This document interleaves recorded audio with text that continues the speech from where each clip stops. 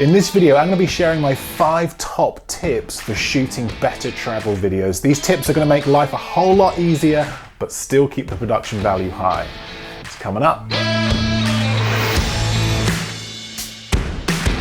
Hey everyone, Steve here from Learn Online Video, and today I want to talk about making travel videos, or how we can make better travel videos. Now for me, when I'm shooting a travel video, I like to be mobile and I like to be lightweight. If I see something that I'm looking to capture, I want to be able to capture that quickly and efficiently. So with that in mind, these are my 5 top tips for making better travel videos. Number 1, travel as light as possible. Ideally, everything will fit into one bag. The more mobile you are, the less you have to carry and the more footage you'll be able to capture.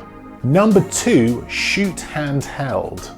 This takes a bit of practice, but once you master it, you'll have no need for tripods or camera sliders. These can be heavy and take a while to set up. If you're looking to capture static shots or a time lapse, then take a GorillaPod. This does exactly the same job, but at a fraction of the size. Again, mobility is key when it comes to making travel videos. Be lightweight, be run and gun.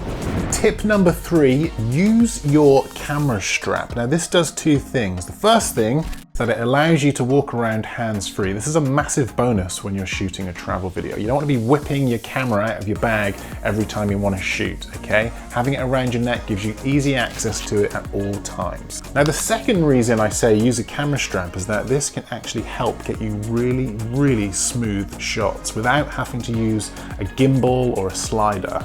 Now, if you have a camera strap around your neck, what this does is it allows you to have 3 points of contact on the camera. First, hand on the camera. Second, hand on the lens. The third point of contact is the strap around your neck. If you pull the strap tight so it creates just a little bit of tension, this massively reduces camera shake and allows you to get really smooth tilts, pans. You can replicate Steadicam shots by shooting this way. This is a total game changer when it comes to shooting travel videos. Just look at some of these shots. This one here was shot completely handheld. I'm trying to mimic a slider shot. This shot here, I tried to mimic a crane shot, but again, this is all handheld. And this shot here, I'm replicating a Steadicam. All of these shots were shot handheld. To the untrained eye, you may think that this was shot with a slider or a crane or a Steadicam, but in actual fact, was all shot handheld.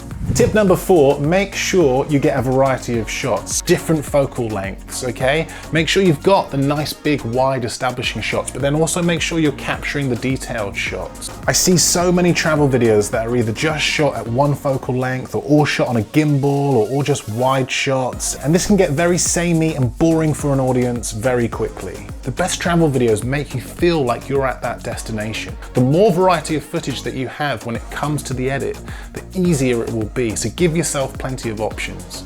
And tip number 5, make sure you're capturing nice, clean, crisp, natural sounds, okay? Audio is something that's often overlooked when it comes to video production, but this is so important. Don't use the internal microphone on your camera. Try to use something like this. This is the Rode mic. It will sit on top of your camera. Just make sure that you're capturing clean and crisp audio. Now, just to show what I mean, here is a clip using just visuals and music.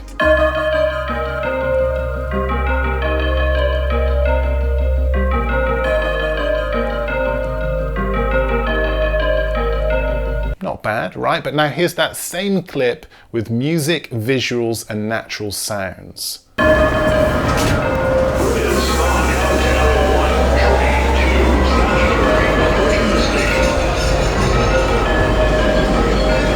And just like that, we've added another layer to our video, a little extra something just to help immerse the audience when they watch. So look, I hope these tips have helped. If they have, let me know by hitting the old thumbs up button. If you'd like to see more content just like this, you can subscribe by clicking the icon below. I post a new video each week. If you'd like to watch another video now, learn some more, you can do that by clicking over there. But that's it from me. Thanks for watching, and I will see you in the next video.